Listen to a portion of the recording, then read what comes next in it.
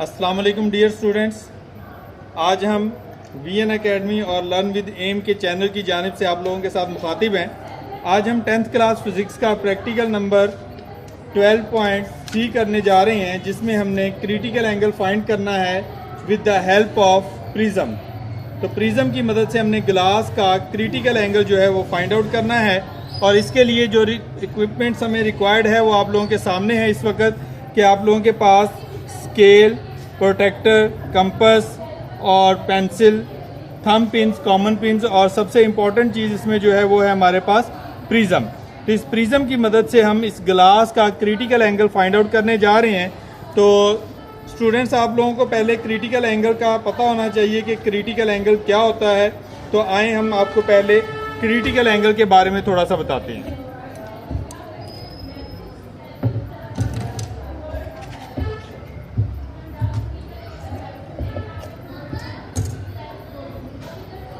ये देखें बच्चों, इसमें अगर हमारे पास ये मैंने ऑलरेडी ड्रॉ कर लिया कि हमारे पास दो मीडियम हैं। एक साइड पर हमारे पास ग्लास है और दूसरी साइड पर हमारे पास एयर है।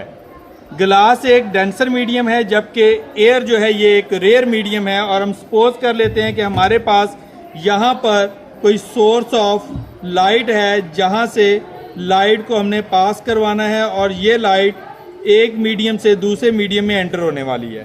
तो हम सपोज करते हैं कि ये लाइट जो है ये यहाँ से अगर तो ये परपेंडिकुलर एंटर होती है दूसरे मीडियम में, तो ये बगैर डेविएट हुए बिल्कुल सीधी चली जाएगी। लेकिन अगर ये लाइट जो है ये इस मीडियम की बाउंड्री के साथ, दोनों मीडियम की जो बाउंड्री लाइन है उसके साथ कोई एंगल बनाती है, एंगल ऑफ इंसिडेंस, तो जब ये दूसरे मीडियम में एंटर होती है तो इसका बहुत सारा हिस्सा जो है वो रिफ्रैक्ट हो जाता है। तो एंगल ऑफ रिफ्रैक्शन बनता है, जिसको हमने R से डिनोट किया हुआ, और ये हमारे पास एक परपेंडिकुलर है। तो परपेंडिकुलर के साथ ये एंगल ऑफ इंसिडेंस और ये एंगल ऑफ रिफ्रैक्शन। याद रखिएगा स्टूडेंट्स, ये सारी लाइट जो है ये मैक्सिमम लाइट जो है ये रिफ्रैक्ट हो रही है। थोड़ी सी लाइट रिफ्लेक्ट होकर वापस भी आ रही है, लेकिन वो बहुत ना होने के बराबर है। इसी तरह से जैसे ही हम एंगल ऑफ इंसिडेंस को इंक्रीज करते हैं तो एंगल ऑफ रिफ्रैक्शन जो है वो भी इंक्रीज होना शुरू होता है। हत्ता कि ये एंगल ऑफ इंसिडेंस बढ़ाते बढ़ाते एंगल ऑफ रिफ्रैक्शन इतना इंक्रीज हो जाता है कि वो 90 डिग्री का हो जाता है। जब एंगल ऑफ रिफ्रैक्शन 90 डिग्री का होता है तो उस वक्त वाले एंगल ऑफ इंसिडेंस को हम कहते हैं क्रिटिकल एंगल। तो क्रिटिकल एंगल क्या हुआ? The angle of incidence that causes the refracted ray to bend through 90 degree when it enters from denser to rarer medium. जब ये डेंसर से रेयर मीडियम में एंटर हो, और ये एंगल ऑफ इंसिडेंस जो है जिसने रिफ्रैक्टेड रे को 90 डिग्री पर बेंड कर दिया, इस एंगल ऑफ इंसिडेंस को हम कहेंगे क्रिटिकल एंगल। इसको क्या कहेंगे? Critical angle.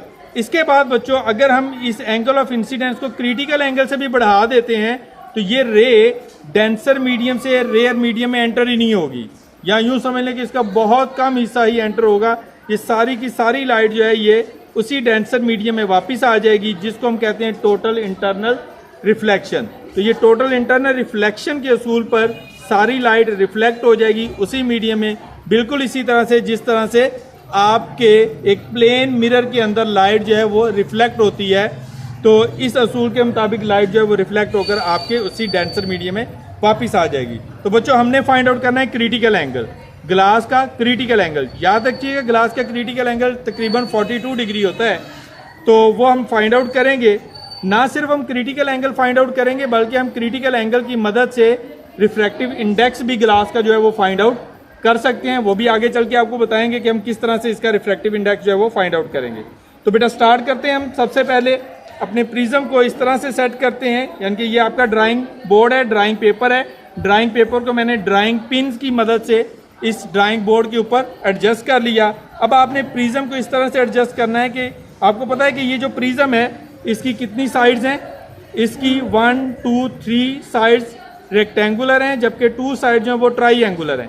ट्राईएंगुलर साइड को हम पेज पे रखेंगे और इस तरह से रखेंगे कि इसका जो एंगल है इस प्रिज्म में तीनों एंगल 60 डिग्री के हैं, सेम है। तो आप कोई सा एक एंगल अपनी तरफ, और इसकी जो बेस है वो आपकी ऑपोजिट साइड पर होगी। और इसको यहाँ पर रखने के बाद बच्चों आप लोगों ने इसके गिर्द बाउंड्री लाइन जो है वो ड्रॉ कर लेनी है। तो हम इसके गिर्द एक बाउंड्री लाइन ड्रॉ करते हैं।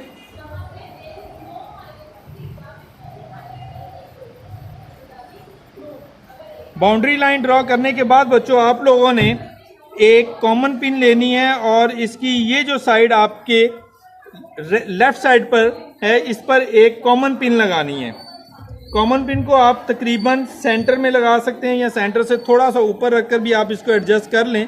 वैसे तो जहां पर मर्जी आप इसको इसमें कर सकते हैं, लेकिन बेहतर है कि सेंटर में या सेंटर से थोड़ी सी ऊपर हो। इस कॉमन पिन को यहां लगाने के बाद आपने प्रिज्म को दोबारा इसी की प्लेस के ऊपर रख देना है और इस कॉमन पिन का इमेज आप लोगों ने प्रिज्म की दूसरी साइड से व्यू करना है। इस साइड से हमें इसका इमेज नजर आएगा जबकि हमने कॉमन पिन इस साइड पे लगाई है। जी स्टूडेंट्स, आप देख सकते हैं कि ये जो हमने एक पिन लगाई है इसका इमेज हम अपनी राइट साइड पर चेक करते हैं प्रिज्म में, तो ये हमें इसका इमेज बहुत क्लियर नज़र आ रहा है। जैसे जैसे हम इस इमेज को देखते हुए अपनी लेफ़्ट साइड पर मूव करते हैं तो ये इमेज गायब हो जाता है। तो आपने ऐसी जगह पर एक पिन लगानी है जहाँ पर इसका इमेज बहुत मध्यम हो। इस साइड पे ये इमेज बहुत क्लियर है और जैसे ही हम दूसरी साइड पे मूव करते हैं तो इसका इमेज जो है वो गायब होना शुरू हो जाता है।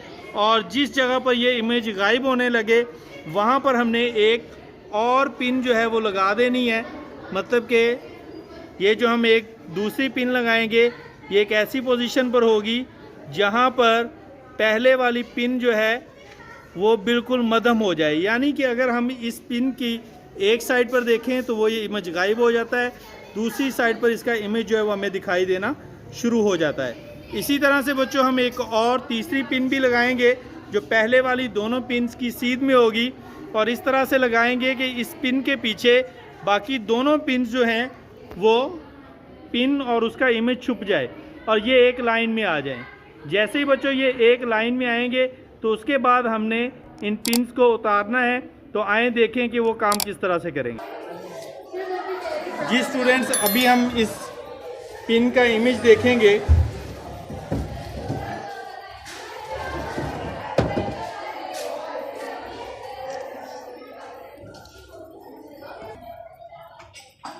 जी स्टूडेंट्स, अभी आप देख सकते हैं कि ये जो हमने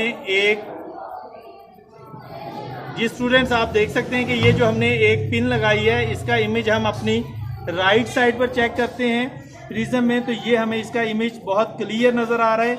जैसे जैसे हम इस इमेज को देखते हुए अपनी लेफ़्ट साइड पर मूव करते हैं तो ये इमेज गायब हो जाता है। तो आपने ऐसी जगह पर एक पिन लगानी है जहाँ पर इसका इमेज बहुत मध्यम हो। इस साइड पे ये इमेज बहुत क्लियर है और जैसे ही हम दूसरी साइड पे मूव करते हैं तो इसका इमेज जो है वो गायब होना शुरू हो जाता है। और जिस जगह पर ये इमेज गायब होने लगे वहाँ पर हमने एक और पिन जो है वो लगा देनी है। मतलब कि ये जो हम एक दूसरी पिन लगाएंगे ये एक ऐसी पोजीशन पर होगी जहाँ पर पहले वाली पिन जो है वो बिल्कुल मध्यम हो जाए। यानी कि अगर हम इस पिन की एक साइड पर देखें तो वो ये इमेज गायब हो जाता है, दूसरी साइड पर इसका इमेज जो है वो हमें दिखाई देना शुरू हो जाता है। इसी तरह से बच्चों हम एक और तीसरी पिन भी लगाएंगे जो पहले वाली दोनों पिन्स की सीध में होगी और इस तरह से लगाएंगे कि इस पिन के पीछे बाकी दोनों पिन्स जो हैं वो पिन और उसका इमेज छुप जाए और ये एक लाइन में आ जाए। जैसे ही बच्चों ये एक लाइन में आएंगे तो उसके बाद हमने इन पिन्स को उतारना है। तो आए देखें कि वो काम किस तरह से करेंगे। इसके बाद आप लोगों ने इस प्रिज्म को साइड पे करना है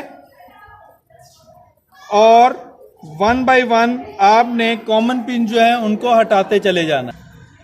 अब हम प्रिज्म को साइड पे करते हैं और एक एक करके पिन उतारते हैं और उसको सर्कल करते चले जाएंगे। 1 2 3। इन पिन्स को हम नाम दे देते हैं P Q R। इसके बाद बच्चों आपने ये Q और R पिन जो है इनको स्केल की मदद से बाउंड्री लाइन तक एक्सटेंड कर लेना है, प्रिज्म की बाउंड्री लाइन तक। और जो पॉइंट P है, P वाली पिन है, इसको हमने यहाँ पर एक परपेंडिकुलर ड्रॉ करना है। आप लोगों को पता है कि जब हम किसी मिरर में अपना इमेज देखते हैं या किसी ऑब्जेक्ट का इमेज बनता है तो जितने डिस्टेंस पर हम होते हैं उतने ही डिस्टेंस पर फर्दर आगे चलकर इमेज बनता है। तो वही काम हम यहाँ पर भी करेंगे कि इस पिन का इस लाइन को हमने एज अ मिरर कंसीडर करना है और इस मिरर से जितना ये डिस्टेंस होगा उतने ही डिस्टेंस पर आगे हमने एक पॉइंट तलाश करना है।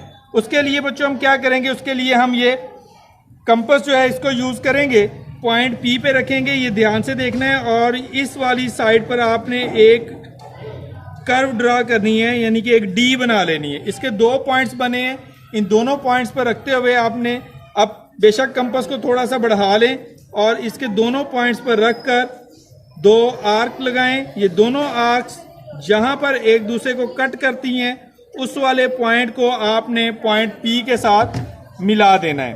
तो इस वक्त ये वाला जो पॉइंट है हमारे पास, इसको आप अपनी नोटबुक के मुताबिक कोई भी नाम दे सकते हैं, अदरवाइज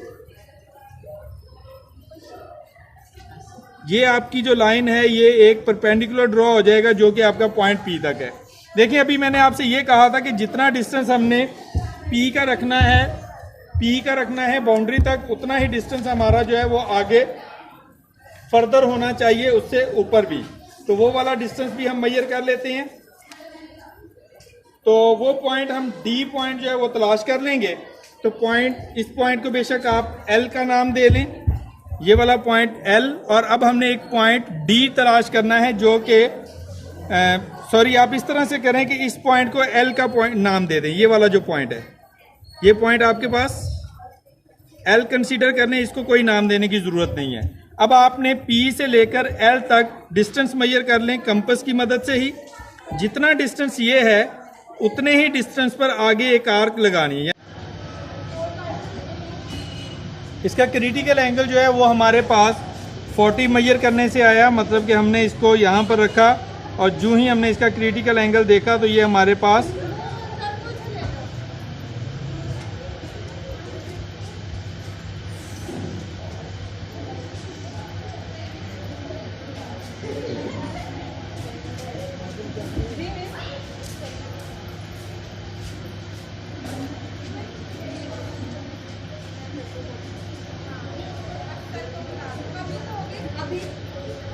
40 क्रिटिकल एंगल जब हमने उसको यहाँ पर पुट किया तो angle of refraction 90 degree critical angle measure कर रहे थे हम, जो कि 40 आया। साइन 90 1 होता है तो 1/sin 40। अब बच्चों हम साइन 40 की वैल्यू जो है वो फाइंड आउट करेंगे। तो साइन 40 जो है वो हमारे पास 0.6428 तो n इज इक्वल टू 1/0.6428। जब हम इसको डिवाइड करते हैं तो आप इसको